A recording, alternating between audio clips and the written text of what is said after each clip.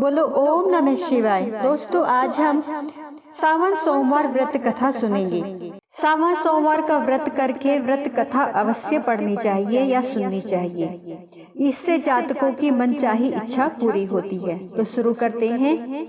एक साहूकार था जो भगवान शिव का अनन्य भक्त था। उसके पास धन धान्य किसी भी चीज की कोई कमी नहीं थी, लेकिन उसके कोई संतान नहीं थी और वह इसी कामना को लेकर रोज शिव जी के मंदिर जाकर दीपक जलाता था। इसके इस भक्ति भाव को देखकर एक दिन माता पार्वती ने शिव जी से कहा कि हे प्रभु, यह साहूकार आपका अनन्य भक्त है, इसको किस बात का कष्ट है, तो आप इसका वह कष्ट दूर कीजिए। शिव जी बोले कि हे पार्वती, इस साहूकार के पास कोई पुत्र नहीं है, यह इसी से दुखी रहता है।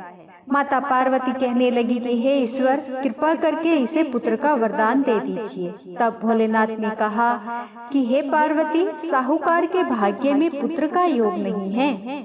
ऐसे में अगर इसे पुत्र प्राप्ति का वरदान मिल भी गया तो केवल वह 12 वर्ष तक ही जीवित रहेगा। यह सुनने के बाद भी माता पार्वती ने कहा कि हे प्रभु, आपको इस साहूकार को पुत्र का वरदान अवश्य देना चाहिए, अन्यथा भक्त क्यों आपकी सेवा पूजा अर्चना करेंगे। माता के बार बार कहने से भोलेनाथ ने साहूकार को पुत्र का वरदान दे दिया, लेकिन यह भी कह दिया कि तुम्हारा पुत्र केवल 12 वर्ष तक ही जीवित रहेगा।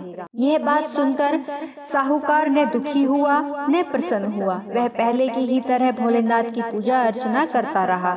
उधर सेठानी गर्भवती हुई और 90 महीने उसे सुंदर बालक की प्राप्ति हुई।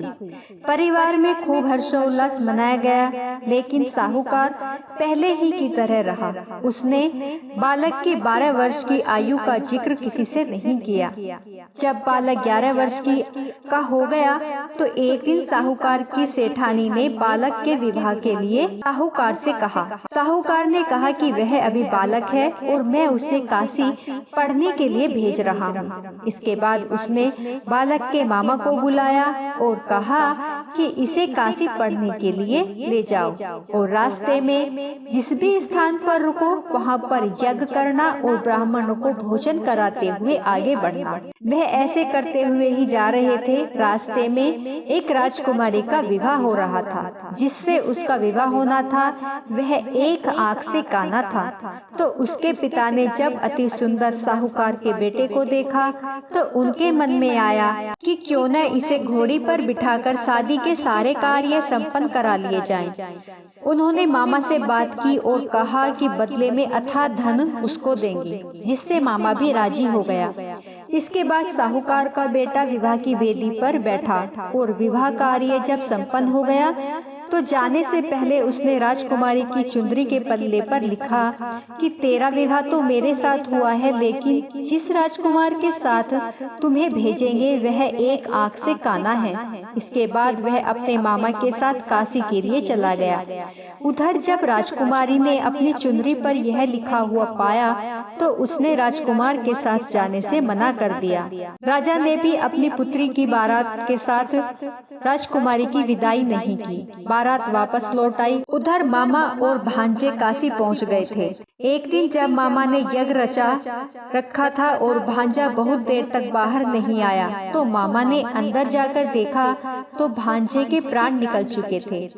वह बहुत परेशान हुए, लेकिन सोचा कि अभी रोना पीटना मचाया तो ब्राह्मण चले जाएंगे और यज्ञ का कार्य अधूरा रह जाएगा। जब यज्ञ संपन्न हो तो मामा ने रोना पीटना शुरू किया। उसी समय शिव जी और माता पार्वती वहां से जा रहे थे। शिव जी से माता पार्वती ने पूछा, हे प्रभु, ये कौन रो रहा है?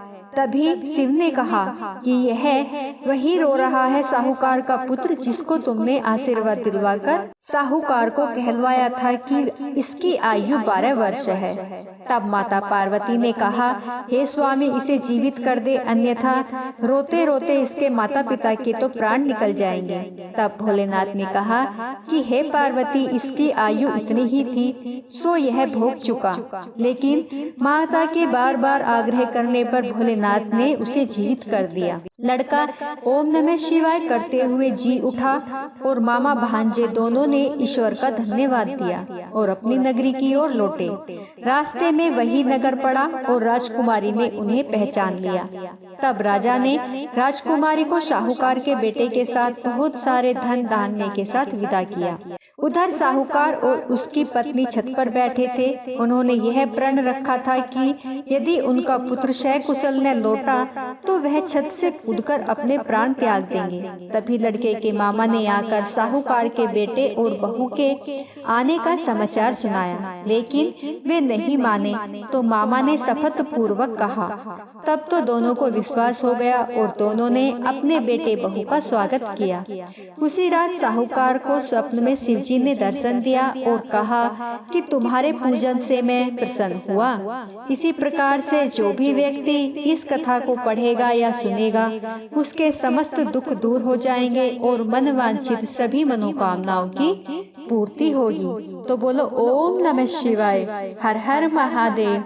दोस्तों, मेरी वीडियो आपको पसंद आई हो तो प्लीज लाइक, सब्सक्राइब, शेयर जरूर करें। ओम नमः शिवाय। जय श्री कृष्णा।